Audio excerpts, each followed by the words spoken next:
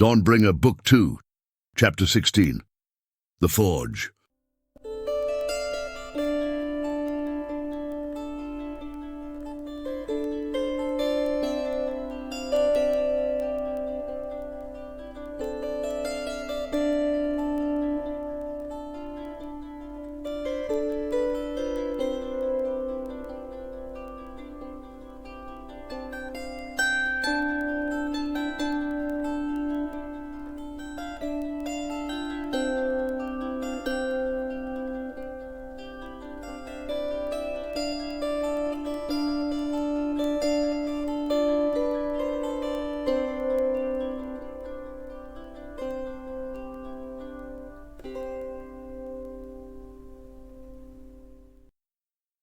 The chamber in which Eldarion finds himself is ornate, the stone on the pillars and archways, carved in various shapes, though none of them beautiful to the eye.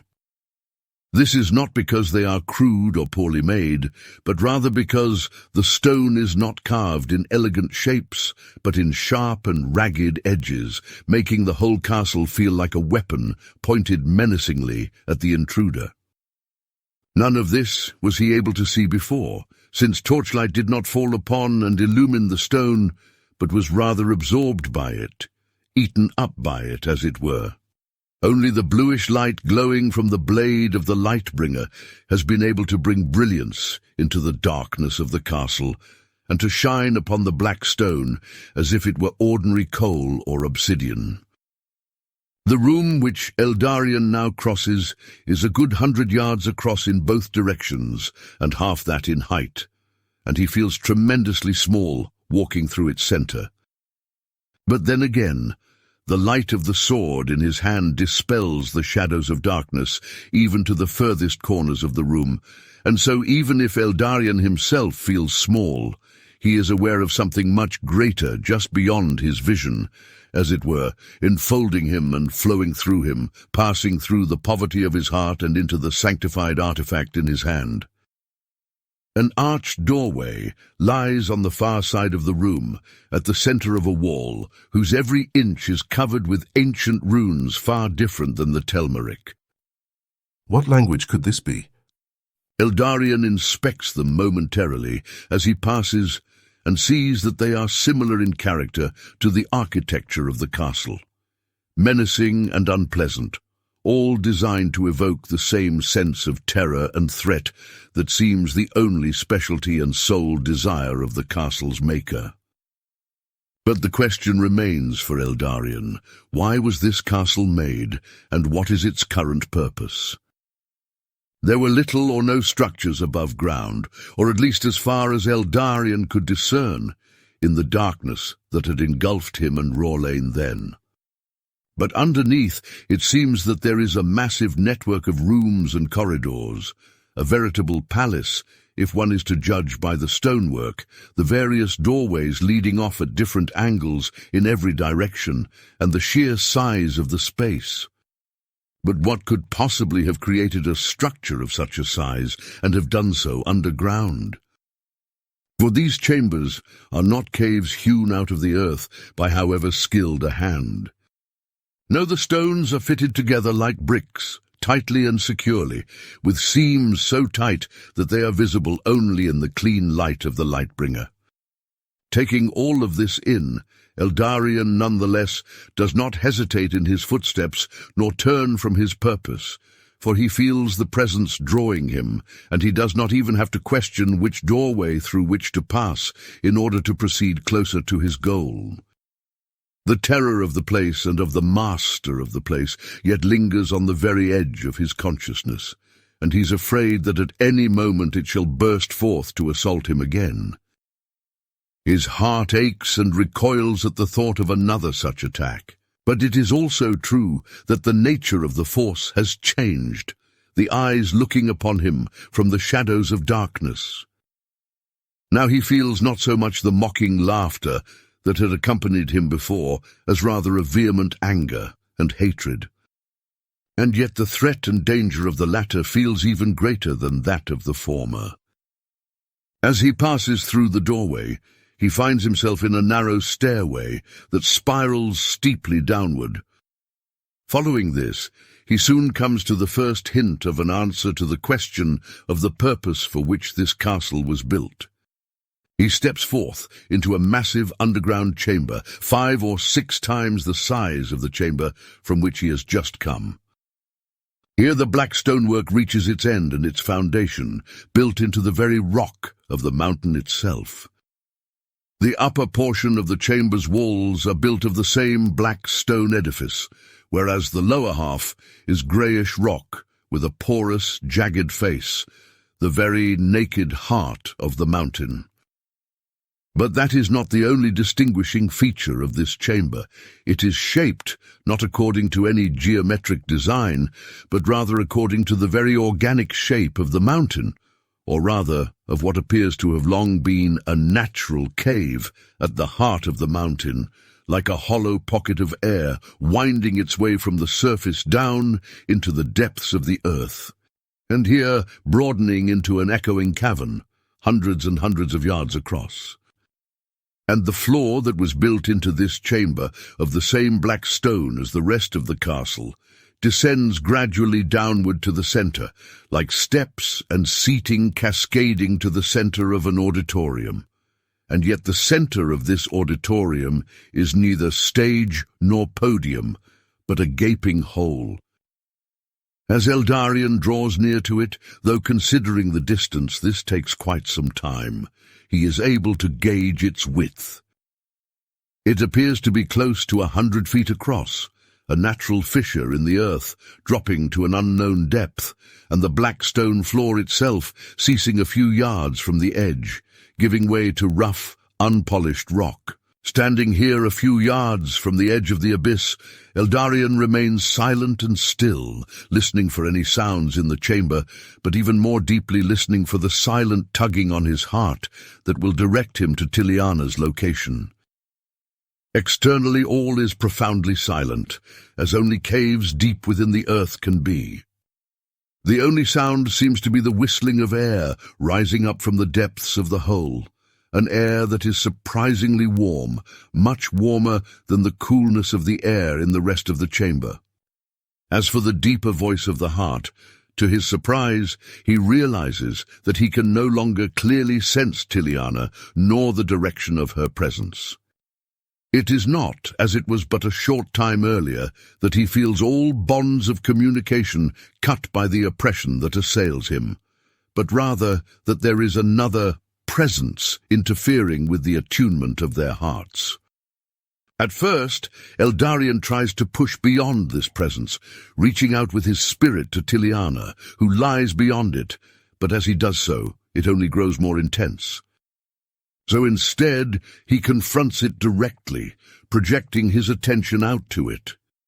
And as he does this, he immediately realizes that the presence lies within the abyss, a presence so multifaceted, so ambivalent, that he knows not whether it is one person or many, or even a person at all. All he knows is that it is malevolent and dangerous. Suddenly a voice inundates his mind. Come to me. Only through me can you hope to reach her. The voice, however, sounds like a multitude of voices, and yet like none at all. A cacophony of noise pouring into Eldarion's mind as a cascade of snow loosed upon the mountainside. For a moment, all of his thoughts are bound, overwhelmed by the intensity of the presence that floods into him. But then the presence subsides enough that he is able to reply, "Who are you?" Then, in response to his question, comes the familiar laughter, though it is touched now by something different, which Eldarion cannot seem to name. "Are we not at least acquaintances by now?" says the voice in response. "Why do you speak to me in this way only now?" asks Eldarion. The laughter ceases, and Eldarion feels a wave of fury wash through him, and then the voice says, "I am the terror of the night. I am the multiplicity. I am the cacophony that becomes harmony through the single thread of unified rule, the scepter of ultimate power in the hands of the greatest of kings. They call me the Lord of Mares, the King of Night, or, as frail humanity has fallen to saying, the nightmare. And what do you want from me, from us? Asks Eldarion. I want to stop you from what you intend to do, or rather, from what you are destined to do. Then the laughter returns, though it is forced, as if trying to push its way through the anger and hatred which have now taken the upper hand. Destiny, what a pitiful word. The gods write the lines of the stories that men are to walk, and they think they are indestructible.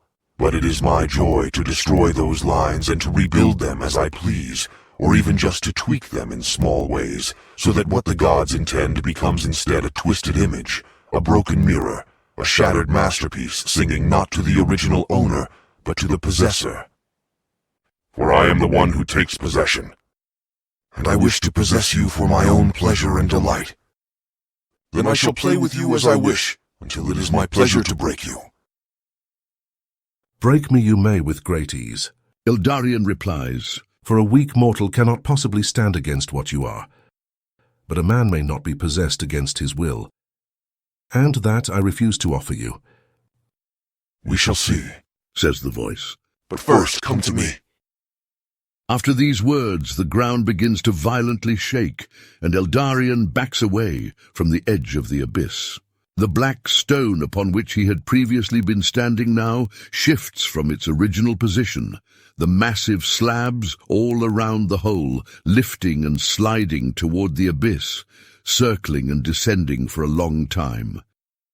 Eldarion watches from a distance, but does not move until all is silent. Then he walks to the edge of the hole and looks down, seeing that the stones have now created a staircase circling downward into the darkness below. Seeing this, he sighs with exhaustion and tries to restrain the fear that wells up within him.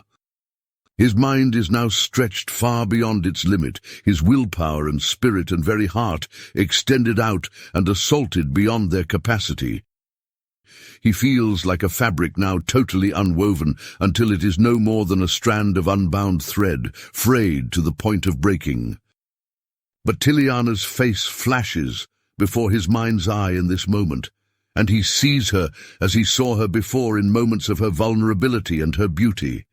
Anguished and on the point of death, weeping in sorrow and loss, worried and filled with fear, looking into his eyes in gratitude and in love. Indeed, he almost feels her warmth again under his hand, as he'd consoled her in the camp on their journey into the mountains. And then he feels the pain and loss of her heart against his own, as he had embraced her when he first bore her from death into life. All of these images and feelings coalesce together into a strong sense of her mystery, her presence, and immediately he knows not only that she is to be found somewhere in the abyss below, but that she is not far away. Tiliana, he sighs. I am coming. After this, he adds interiorly, And Rorlane, wherever you may be, I shall not leave you either. I led you here, and even if it costs me my life, I shall bring you out. But I cannot feel you as I feel her. I have not borne you, so I cannot yet feel you. So please return to me. If you are still in the darkness, may you be safe, and may our paths cross in the weaving greater than our own. Carrying both of his companions in the affection of his heart, and feeling the weight of both pain and desire interlocking inseparably in the awareness of entrustment, he draws near to the edge. He allows his heart to reach out, as if pushing against its limits to try and make contact with them, to assure them of his care, to draw them to him across the distance that separates them. But now he feels no response.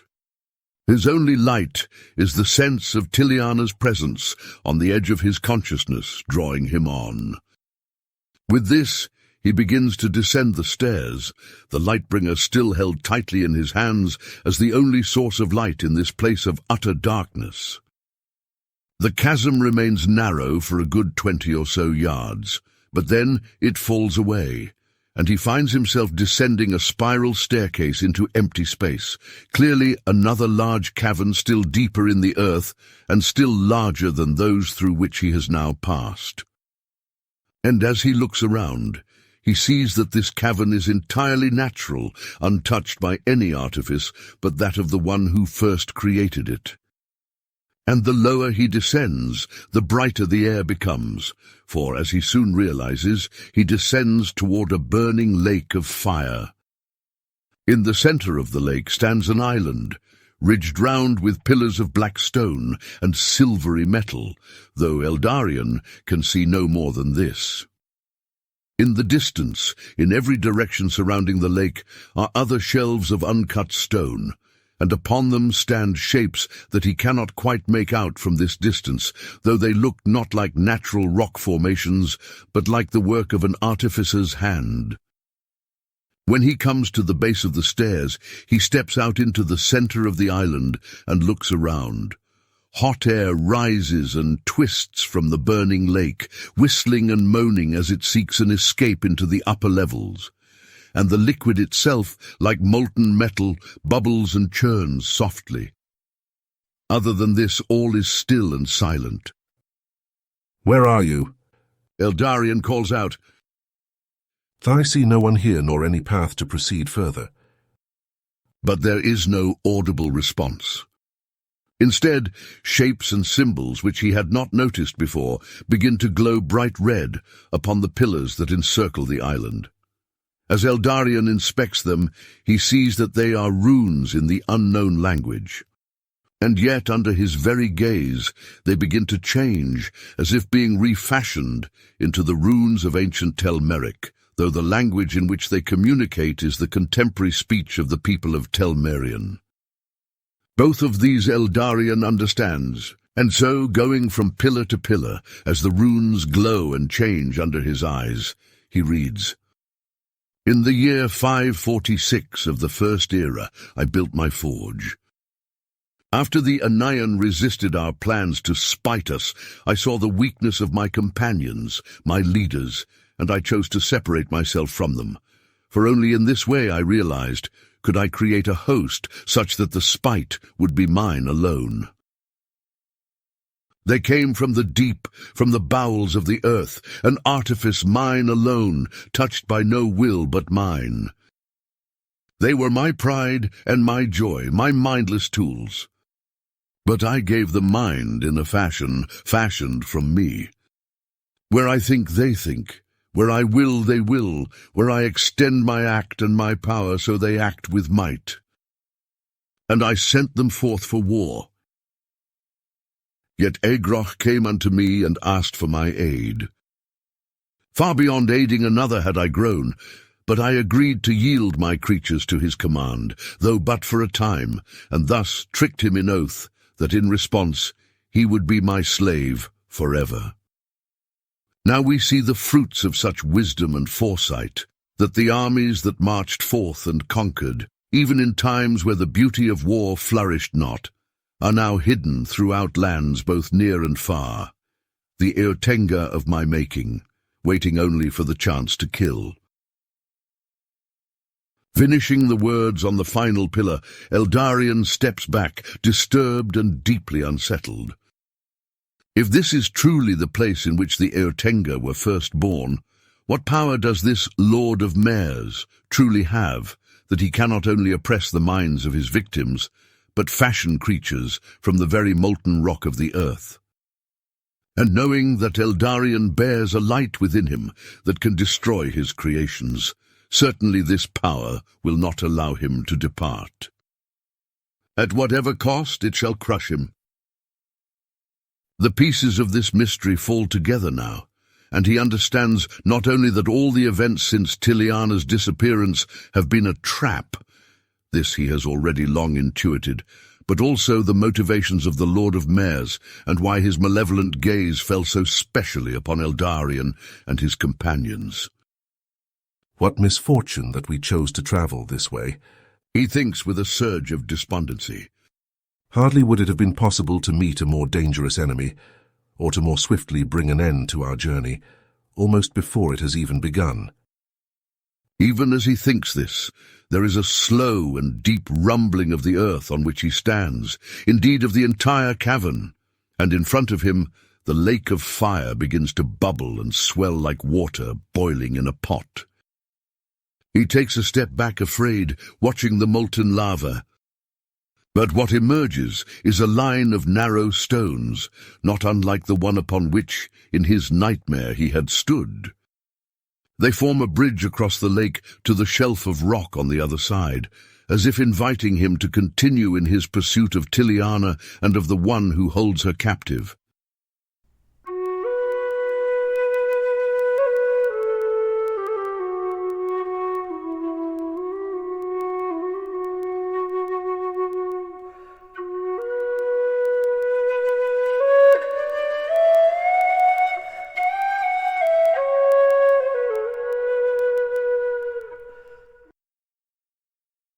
R'hllane finds himself in a narrow chamber with a low ceiling, hardly high enough for him to stand without striking his head against rock. Behind him, he hears the sound of stone grinding against stone and turns back to see the source of the sound, forgetting for a moment that in the pitch blackness it is impossible to see anything at all. Nonetheless, he has no doubt about what has just occurred and where he is. He is in a side passage off the main trail upon which he and Eldarion trod, and his friend stands on the other side, a thick wall of stone between them. He pushes against the wall, but it does not budge. He runs his hands along it in the darkness, looking for some ridge, some crevice that would indicate a doorway that could be opened, but there is nothing. Then, the dire nature of their situation dawning upon him, he strikes his hand against the stone in frustration and in fear, and the sound of it is muffled, only adding to the sense of suffocation, of being trapped, which grows in R'hllane with every passing moment. The terror that has been gripping him ever more strongly and deeply since coming into the precincts of the castle now swells over him like a crashing wave at sea, and he finds it difficult to breathe. He steadies himself by leaning against the wall and runs his hand through his hair. Suddenly, to his surprise, a voice reverberates through the chamber, or perhaps it reverberates only in the corridors of his own mind. Be my Shadowborn. Immediately R'hllane feels inclined to answer, to inquire as to the meaning of these words and the nature of this voice. But instead he chooses to ignore the address, and, with a strong effort of the will, begins walking ahead into the darkness. You cannot ignore me, the voice says again, a veneer of meekness thinly veiling a tone of malice. A willingness to heed and obey this voice is almost forced upon R'hllane, and to his surprise he finds both curiosity and hesitation within himself, though whether they are his own or come from without, he does not know. I'm not interested in what you have to say, R'hllane says out loud. You cannot know whether you are interested or not until you have heard my proposal. The voice continues. I have arranged things such that I might speak with you, for I have long desired you and the unique gifts that you bear. Worry not, I will not force you to consent to anything that you do not desire. Shall you not at least hear me out? I am not interested, R'hllane says again. Does fear truly rule you so deeply that you cannot even hear what I have to say? Fear does not rule me. Leave me alone, please, says R'hllane, his voice now a whisper. If that is what you wish, says the voice, and it is gone. R'hllane stands for a moment in the pitch-black darkness, breathing heavily, waiting. But nothing happens. Not a single whisper of air blowing through the chamber, nor the slightest hint of a sound within or without. All that remains is the sense of desperate fright that grips at his throat and constricts it like a firm and unwelcome hand. He continues forward, walking slowly so as not to trip, though he does not know why he walks. Perhaps it is simply because to stay still would be to sink into the paralysis of despair. He cannot go back, for the way is closed, and only ahead lies any hope of finding Eldarion or Tiliana, or of escaping from the blackness of this horrid castle. And as he walks, the fear tears at his soul, threatening to force him into passivity. All of his self-doubts come rushing in upon him, and all of the guilt he bears for his past acts of stupidity, dishonesty, and infidelity to what is good. Unlike the others, who seem to cling to goodness with ease and with joy, he feels now in this moment almost like a different creature from them altogether. The lightness of El Marie, the simplicity of Tiliana, the ardent integrity of Eldarion, the unassuming wisdom of Syrian, they are all unattainable to him. Their gifts are radiant before him, and these simply prove to unveil his own darkness and mediocrity. What gift does he have? What is beautiful in him like these traits are beautiful in others? Perhaps he has simply not found it yet, that one thing that he can offer, which no one else can. And with this thought he comes to realize something. Does fear truly rule you so deeply? The voice had asked. Yes, it does. He is in fact afraid, terribly afraid, but simply unwilling to admit it. He is terrified, and more so of his own weakness and inadequacy than he is even of the suffocating terrors that surround him in this place of darkness. At this, his heart stings with shame, for he realizes that at least in some ways he fears his own failure more than he fears the failure of their quest. He fears being irrelevant, being left here in the darkness alone, yes, mourned and missed, but eventually forgotten, while the others continue on their journey without him. His heart recoils against this thought, even as it accuses itself for selfishness and apathy. Should he not care rather for the good of the people of Telmerion, and for the accomplishment of the great task that it has fallen upon the shoulders of Eldarion to bear? What does his own petty desire to be important have to do with all of this? Then the words come to him again. I have long desired you and the unique gifts that you bear. Perhaps indeed there is a gift that is rightly his own, a gift that he could put at the service of the good of all. And in this, at last, he could find his purpose and his rest. And without another thought, the words form in his mind. What did you mean by my gifts? Is there something you see that I do not? Immediately the voice returns and addresses him. There are many things that I see that you do not, but I do not hold it against you. Rather, I want to show it to you. What do you want to show me?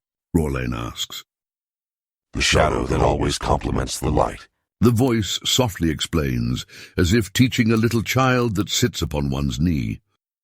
You wish to aid your friends, do you not? And yet you feel useless, unnecessary? Well, let me tell you something. You are the most important of all. Rorlain asks hesitantly. What do you mean by that? I mean that you carry something that none of the others will even recognize as important and precious. But that is precisely why it is so necessary for you to recognize it and accept it. They will not see. Their sight, true as far as it goes, is nonetheless narrow. There are things that they exclude, reject, which nonetheless will be necessary for the fulfillment of their task. Aye. Rorlain begins out loud and is startled by the sound of his own voice. What do you mean? It is as I said. Continues the voice, the gentleness of its tone deepening even as it presses on into an emphatic intensity. The shadow is the companion of the light. You cannot have one without the other. Your companions will fail. The Lightborn will fail, if he is not accompanied and supported by the shadow. You are that shadow. You are the Shadowborn who will uphold the Lightborn when he needs you, and when he falters and falls short. When the light reaches its end, then you will know that darkness is much greater than light and extends much further. You will be able to go where he cannot. You shall be the savior where all others have failed. But you must have courage to face up against the darkness, to look into its depths rather than fleeing from them. To be united to the shadows that you bear, that all things bear. The very darkness that upholds the world and cradles the cosmos. Only then can you tap into the strength that you need, that all need, They need you. Will you not have the courage to be the one whom they need, the one to whom all look when every light fails? Orlane remains silent in response, continuing to walk slowly in the darkness, ever onward, as if drawn by some mysterious force. Many minutes pass, and he proceeds from chamber to chamber, downstairs and through passageways, though all of this leaves hardly an impression upon his consciousness at all. He is caught up in an interior battle, as if trying to give birth to something, whether clarity or conviction or resolution or willpower, something that he cannot even name to himself. At long last he says softly, I cannot see in the darkness. Will you show me the way to my friends?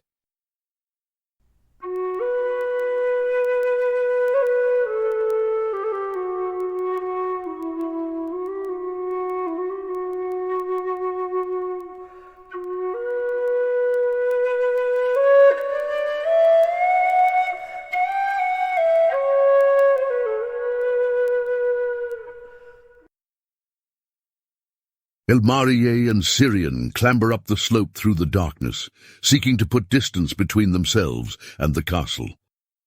The sky is wide and clear above them, an abyss of light in boundless space, contrasting vividly with the light-eating darkness of the castle below. They come to a ledge of stone, jutting out from the side of the mountain, a few ancient trees nearby, and here they sit, extinguishing their torch and wrapping themselves in their cloaks and blankets to stay warm against the bitter chill of the night.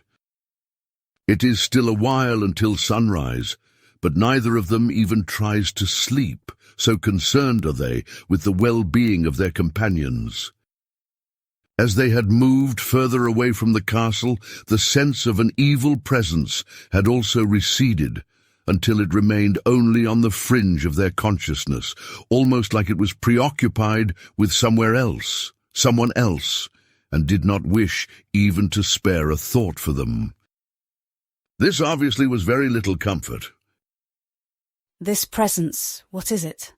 Elmarié asks softly after a long time in silence. What do you mean? Syrian says. Do you have a specific question that is preoccupying you? Or do you simply wish to know the nature of this being that assails us and our friends? Both, I suppose. Replies Elmarié. But aren't they related or even the same question? What I mean is, I wonder about the nature of its consciousness. It seemed earlier to be able to focus on all of us at once, or at least some of us, and to oppress us simultaneously. But now I get the sense that it is preoccupied, absorbed in something that it finds more important than you and me. Your sense is probably correct, and I feel it too. Answers Syrian, looking out over the valley and the open sky above it, his figure hardly moving and his voice barely above a whisper. Elmarié waits for him to continue, but when a few minutes pass without him speaking, she asks, Is there more you could say? Ah, yes. He answers, as if being stirred awake. Are you all right? Elmarié asks. Yes, I'm just thinking. Syrian replies. And I am troubled. Or better said, I am praying. Perhaps only prayer has the capacity to aid our companions now, for they are in a place far beyond our reach or the reach of any mortal. You are right. Elmarié whispers. I have been so caught up in my anxiety and my desire for an answer to these questions that... You haven't stopped praying, Elmarié. Syrian says tenderly, turning now to look at her. Your whole life is a prayer, carried by the ardent desire of your heart and by your boundless, childlike trust in the goodness of the gods. Perhaps, yes, but I wish I would have at least. She does not finish the thought. You see the one beyond, do you not? Syrian asks.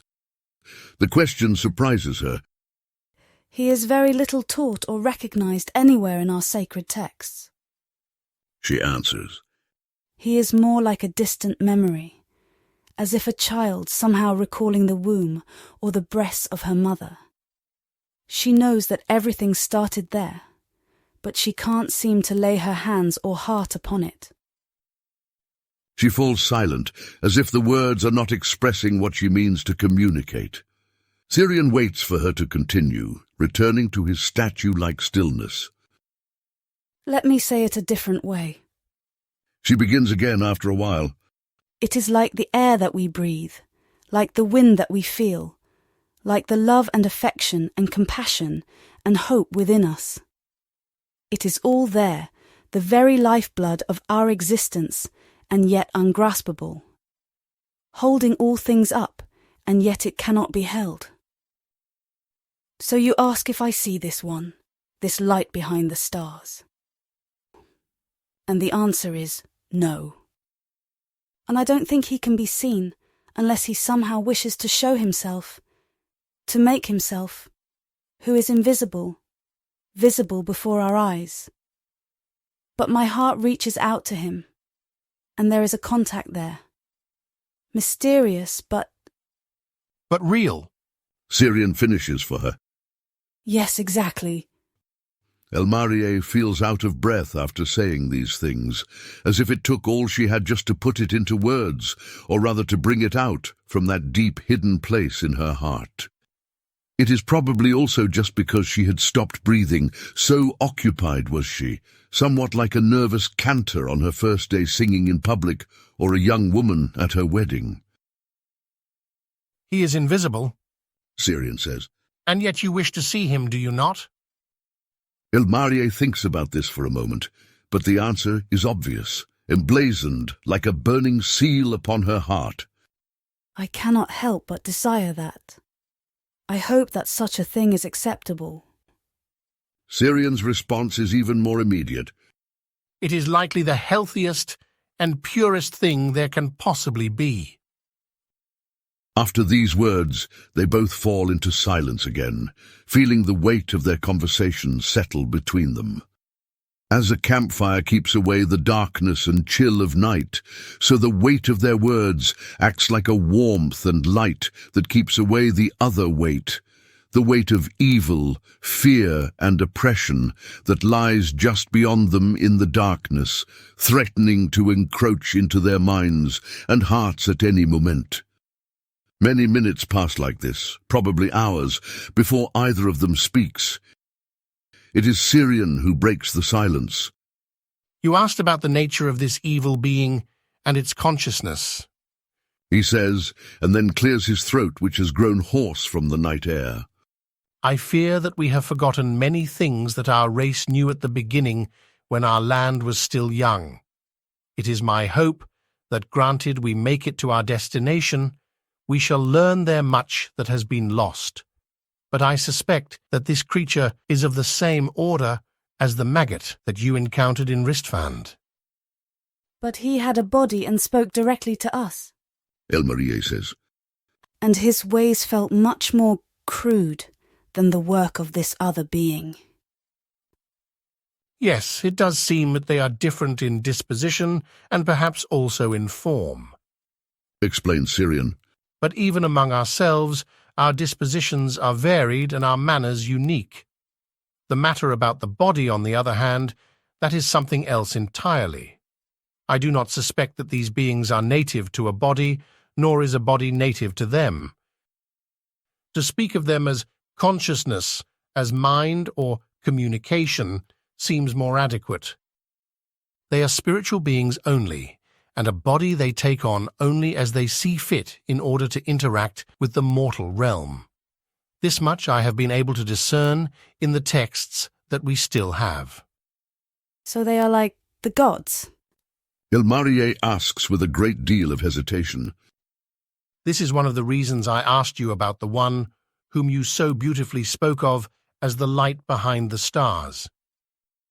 This one whom you intuit and know in your depths is not one being among many. He is not one kind of being, one creature in the world of creatures.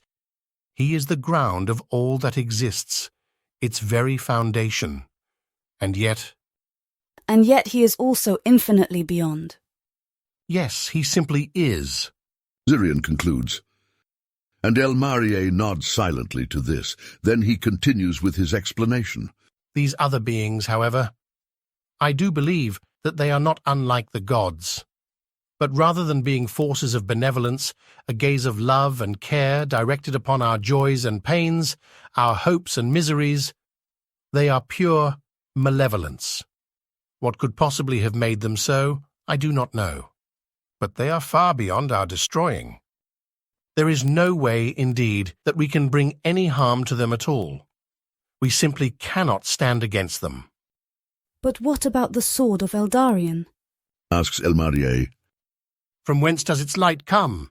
From Hyliana. She replies, and then she understands. Our hope lies far beyond us.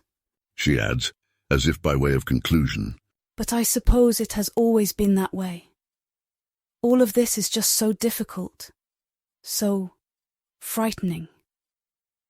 It is terribly frightening to see pure evil so visibly manifest, destroying so much that is good and beautiful in our world. Indeed it is. Answers Syrian, placing a hand upon Elmarie's knee. It crushes the heart far beyond all the hope that it has known and stirs in it an awareness of mourning and loss that is beyond life and death, beyond human capacity. I speak like a fool. I simply don't know any adequate words for this. He rubs his forehead absent-mindedly with his free hand, while keeping his other hand on Elmarie's knee. What I mean to say is that I believe we come to the great drama of our time, and beyond all of our planning or expectation, we find ourselves caught up right into its midst. And we are much too small to do anything but trust. Elmarie asks, drawing the words out for him and offering them back.